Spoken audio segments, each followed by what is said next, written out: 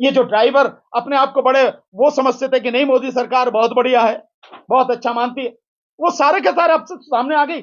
केवल इतनी बात नहीं है, ये कानून केवल सामने से दिख रहा है कि जो वो है ड्राइवर हैं उनको सजा देने के लिए। भाई ड्राइवर तो कौन है, आप भी ड्राइवर हो, ये सारे के सारे जितने पत्रकार बैठे, भैया मोटरसाइकिल पे आए हो ना, कार से आए हो ना, तो ड्राइवर तो तुम भी हो, मैं भी हूं। इस देश में मैं समझता हूं छोटे मोटे बच्चों को छोड़ के अब बाकी सारे लगभग लोग जो है मतलब ड्राइवर ही हैं।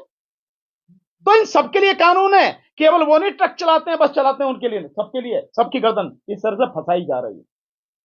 पर ये इसलिए है, देखिए ये सरकार जो एक कानून में संशोधन करके लेकर आई है, और वो है कि जो ड्राइवर होगा वो एक्सीडेंट अगर करेगा तो उसकी सजा 10 साल की होगी और 7 लाख रुपए जुर्माना होगा। सजा 10 साल की और 7 लाख रुपए जुर्माना। मैं एक बात बहुत सिंपल सी सीधी सी पूछना चाहता हूं इस सरकार से, क्या एक्सीडेंट कोई जान के करता है? अगर सामने कोई पक्षी आ जाए, कोई जानवर आ जाए, कोई इंसान आ जाए, वो भरसक कोशिश करता है कि किसी भी सूरत में उसको चोट ना लग जाए। और कई बार ऐसी स्थिति आती है कि उसमें वो खुद जो ड्राइवर है, उसमें बैठे हुए जो लोग हैं गाड़ी में, वो बड़े भयानक हादसे का शिकार हो जाते हैं। मैं एक एक्सीडेंट को जानता हूं, ऐसे कितने ही हैं, पर मैं एक एक्सीडेंट का उदाहरण देता हूं। बीजेपी के ही एक एमपी रहे हैं, संघप्रिय गौतम, नाम भी लेता हूं। वो लखनऊ की तरफ जा रहे थे गाड़ी से, एम्बेसडर गाड़ी में ऐसे ही एक व्यक्ति को, साइकिल वाले को बचाते हुए उनकी गाड़ी एक गहरे उसमें पोखर में, जोहड़ जिसे बोलते हैं, पूल, तालाब जिसे अंग्रेजी में और हिंदी में बोलते हैं, उसमें जाके गिरी। उनके परिवार के 4 लोगों की मौत हुई, 4 लोगों की, जिसमें उनका बेटा भी था। उनका बेटा, 4 लाशों का अंतिम संस्कार बुलंदशहर में हमने खुद, हम सब ने मिलकर वहां किया। स्थिति क्या रही होगी आप इसका अंदाजा लगाओ। तो कोई भी जानबूझकर एक्सीडेंट नहीं करता, एक्सीडेंट हो जाता है। एक्सीडेंट यही तो नाम है, घटना, दुर्घटना हो जाता है। आप उसमें इतनी कड़ी सजा का प्रावधान कर रहे हो। अगर आपको लगता है कि इसकी जरूरत है और आप इसे रोकना चाहते कि कोई जानबूझ के ना करे, तो भाई उसके लिए तो कानून पहले से ही है। अगर कोई व्यक्ति जानबूझकर एक्सीडेंट करता, चोट मारता है, तो नियत देखी जाती है, इंटेंशन कानून में, तो उसके लिए तो कानून है ऑलरेडी। अगर वो किसी की हत्या करता, कराया जाता है, बहुत से लोग एक्सीडेंट के माध्यम से मरवाते हैं लोगों को, उसके लिए तो कानून है। आप 302 में उसकी नियत है, क्योंकि जो वो सारा जो सवारी है, यानी जो गाड़ी है, वो हथियार के रूप में इस्तेमाल होगी ना, उसके लिए 302 का कानून है। आप ये जो ला रहे हैं, इससे बड़ा इस देश की जनता के साथ और मजाक हो नहीं सकता। पर मोदी सरकार का तो ये काम ही कोई नई बात थोड़ी है। ये जो ड्राइवर अपने आप को बड़े वो समझते थे कि नहीं मोदी सरकार बहुत बढ़िया है, बहुत अच्छा मानती है, वो सारे के सारे अब सामने आ गई। केवल इतनी बात नहीं है, कानून क्यों लाया गया है, इसके पीछे बहुत गहरी साजिश है। ये कानून केवल सामने से दिख रहा है कि जो वो है ड्राइवर हैं उनको सजा देने के लिए। भाई ड्राइवर तो कौन है, आप भी ड्राइवर हो, ये सारे के सारे जितने पत्रकार बैठे, भैया मोटरसाइकिल पे आए हो ना, कार से आए हो ना, तो ड्राइवर तो तुम भी हो, मैं भी हूं। इस देश में मैं समझता हूं छोटे मोटे बच्चों को छोड़ के अब बाकी सारे लगभग लोग जो है मतलब ड्राइवर ही हैं। तो इन सबके लिए कानून है, केवल वो नहीं ट्रक चलाते हैं बस चलाते हैं उनके लिए, सबके लिए, सबकी गर्दन इस तरह से फंसाई जा रही है।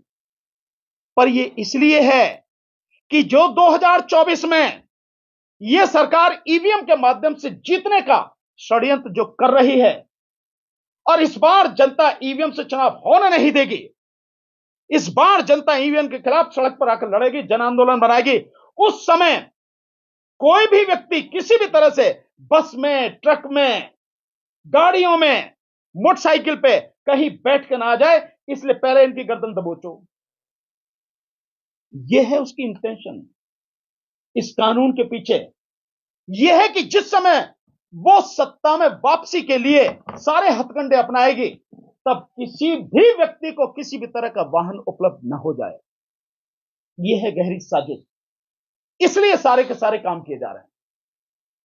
तो हम इसका पूरी तरह से विरोध करते हैं और सभी ड्राइवर भाई हमारे, जो इस देश की आधी से ज्यादा आबादी है, वो ट्रक के ड्राइवर हों, बस के ड्राइवर हों, मेटाडोर के हों, छोटे हाथी के हों, कार के हों, मोटरसाइकिल के हों, स्कूटर के हों, कोई भी, हम उनके साथ में हैं, पूरी ताकत से उनके साथ में हैं। इस लड़ाई में हम कंधे से कंधा, कदम से कदम मिलाकर उनका साथ देंगे। समझ में नहीं आता, सरकार का मतलब ये नहीं कि पहले करो और फिर देखो कि क्या होता है। सरकार का मतलब है कि सारी चीजों का आकलन पहले कर ले कि इसके संभावित परिणाम प्लस और माइनस क्या हो सकते हैं, पक्ष और विपक्ष में कहां तक जा सकते हैं, फायदे क्या हो सकते हैं, नुकसान क्या हो सकते हैं, उसके बाद में कानून लाना चाहिए। पर यह सरकार तो ऐसी है, नोटबंदी करती है और उसके बाद में लोग अपने ही पैसे के लिए सड़क पर मर जाते हैं। और सरकार दिन प्रतिदिन उसमें कानूनों में, उसमें नियमों में बदलाव करती है। ऐसे जीएसटी लाती है और जीएसटी में हजारों तरह के उसमें बदलाव कर दिए गए, बावजूद उसके आज भी ठीक से नहीं वो सारी चीजें आ रही काबू में, ये सरकार। और मैं समझता हूं इस विषय पे हमारे आदरणीय डीसी कपिल साहब जो है बहुत बढ़िया आपको जवाब देंगे, क्योंकि ट्रांसपोर्ट डिपार्टमेंट की, ट्रांसपोर्ट की एक लॉबी, जो लोग हैं, जो दिल्ली और एनसीआर में जबरदस्त तरीके से उनकी उपस्थिति है, आपके साथ आंदोलन में हमेशा रहे हैं, साथ रहे हैं, ये बहुत अच्छी तरह से जानते हैं। तो मैं चाहूंगा कि आदरणीय डीसी कपिल साहब इस विषय में अपनी बात रखें। देखिए, मोटर वाले मामले में जैसे भानु प्रताप जी ने बताया है, कल दिल्ली और एनसीआर की जो ट्रांसपोर्टर हैं वो कल दिल्ली के जंतर मंतर पे 12 बजे से लेकर के 5 बजे तक एक बहुत बड़ा आयोजन कर रहे हैं। जैसे देश के दूसरे देशों में ट्रांसपोर्टरों ने ट्रांसपोर्ट को बंद कर दिया है, ट्रक खड़े कर दिए हैं, यहां पर भी वो स्थिति बनने वाली है। और दिल्ली एनसीआर ट्रांसपोर्ट एकता मंच के माध्यम से मैं उस संगठन से जुड़ा हुआ भी हूं। कल जो है एक बहुत बड़ा आंदोलन भी होगा और ये आंदोलन अंततः ईवीएम के आंदोलन में जो 6 तारीख को जंतर मंतर पर होने वाला है उसमें भी उनका पूरा सहयोग और समर्थन हमारे साथ रहेगा। तो ये जितने भी आंदोलन धीरे धीरे चल रहे हैं, ये ईवीएम हटाओ आंदोलन के साथ आने वाली 6 जनवरी को जंतर मंतर से जो है सब लोग जुड़ेंगे और पूरे लोग जो है एक साथ हम लोग आगे बढ़ेंगे। बस यही नई जानकारी।